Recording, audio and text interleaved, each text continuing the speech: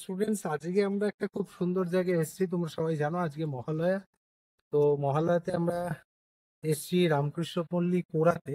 সেটা হচ্ছে গিয়ে আমাদের মধ্যমগ্রাম স্টুডেন্ট ওয়েলফেয়ার সোসাইটির যে আশ্রম রয়েছে, ওইখানে আমরা আশ্রমে এসেছি।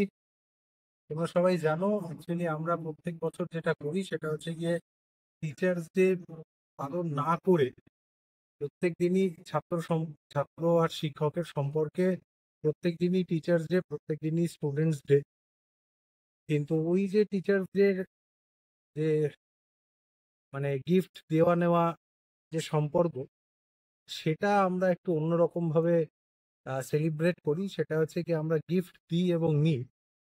গিফট দেওয়া নেওয়ার সম্পর্কে আমরা মাঝখানে আগত ভবিষ্যতের যারা ছোট ছোট শিশুরা রয়েছে বা আগত ভবিষ্যৎ যাদের কাঁধের ওপর ভর করে সমাজ এগিয়ে যাবে, আমরা তাদেরকে গিফট দিই এবং তাদের থেকে কিছু গিফট নিই। সেটা হচ্ছে গিয়ে আমরা তাদের পড়াশোনার প্রয়োজনীয় সামগ্রী তাদের হাতে তুলে দিই।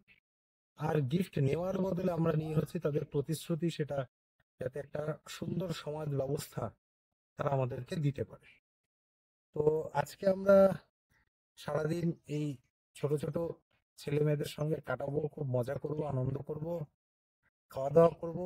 অবভিয়াসলি তোমরা সবাই এই ছোট্ট কর্মযজ্ঞে ছিলে। আমার ভালোবাসা, স্নেহ এবং যে সমস্ত গার্জিয়ানরা আপনারা এগিয়ে এসছেন আমার কথা শুনে, তাদের সবার প্রতি শ্রদ্ধা, অভিনন্দন। তো আজকের এই যে দিনটা রয়েছে, দিনটা আমাদের জন্য খুবই একটা পবিত্র, সুন্দর একটা দিন। চলুন আমরা সবাই এই আনন্দটা আমরা সবাই মিলে একসঙ্গে ভাগ করে।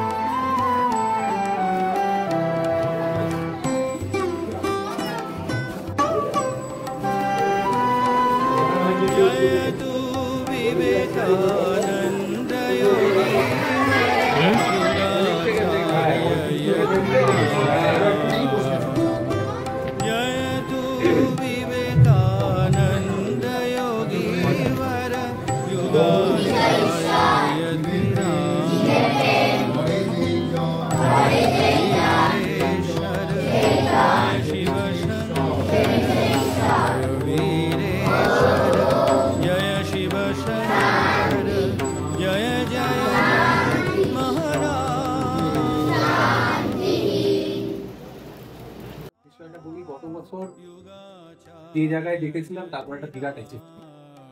তুমি বলো যে এই যে এক বছরের মধ্যে দেখো করলে কত কিছু করা যায়, সেটা আমি চোখের সামনে দেখছি। এখন মধ্যমগ্রাম স্টুডেন্ট ওয়েলফেয়ার সোসাইটি কোন জায়গায় দাঁড়িয়ে রয়েছে, ভবিষ্যতে আগত অদূর ভবিষ্যতে কি করণীয় রয়েছে, সেগুলো যদি একটু বলো তাহলে আমার স্টুডেন্টরা একটুখানি অনুপ্রাণিত হয়, যাতে বছরের পর বছর আমরা এই কাজটায় থাকতে পারি। সেটা খুব ভালো লাগবে। তোমার মুখে প্রথমেই আমি বিশেষ ধন্যবাদ জানাই দীপঙ্কর স্যারকে। দীপঙ্কর স্যারের মাধ্যমে তোমরা যারা ছাত্র আছো, তোমাদের সঙ্গে আমাদের একটা সম্পর্ক তৈরি হয়ে গেছে। এবং স্যার তো আসেনি, তার সঙ্গে সঙ্গে তোমাদের মতন যারা ছাত্র তাদেরকেও উনি মাঝে মাঝে নিয়ে আসছেন এবং এই কর্মকাণ্ডের সঙ্গে যুক্ত করবার চেষ্টা করছেন। এটা একটা খুব বড় প্রাপ্তি আমাদের কাছে। এবং দীপঙ্কর স্যারের সঙ্গে আবার যার মাধ্যমে আলাপ হয়েছে আমাদের অ্যাডভোকেট শান্তনু দাস, ভাই শান্তনু, তাকেও আমরা এই অবসরে ধন্যবাদ জানাই। আমাদের এই আশ্রমটার নাম MSWS বিবেকানন্দ আশ্রম। আমাদের সংগঠন হচ্ছে মধ্যমগ্রাম স্টুডেন্টস ওয়েলফেয়ার সোসাইটি, সংক্ষেপে MSWS।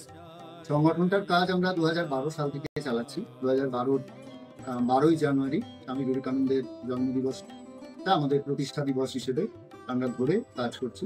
সেই অর্থে 14 বছর হয়ে আগামী 26 সালের 12ই জানুয়ারি আমাদের 15তম বর্ষে আমরা পদার্পণ করবো। আর এই আশ্রমটা আমরা করেছি 2000 সালে 10ই অক্টোবর। এটার উদ্বোধন হয়। প্রথমে একখণ্ড জমি কিনে আমরা এখানে কাজ শুরু করি। খুব পরিকল্পিতভাবে যে করেছি তা নয়, একটা আশ্রম ভাবনা আমাদের মধ্যে ছিল। কিন্তু যখন আমরা জমিটা কিনি তারপর আমরা দেখতে পাই যে আশেপাশে 40-50টা বাচ্চা আমাদের সঙ্গে সংযুক্ত হয়ে যায় এবং ওদের বাবা মারাও চান এই আশ্রমে ওরা পড়াশোনা শিখুক, আঁকা শিখুক, গান শিখুক, কম্পিউটার শিখুক, সব থেকে বড় কথা ভালো মানুষ হওয়ার চেষ্টা করি। তো স্বামী বিবেকানন্দকে কেন্দ্রে রেখে আমরা আমাদের মতন করে চেষ্টা শুরু করে দিই।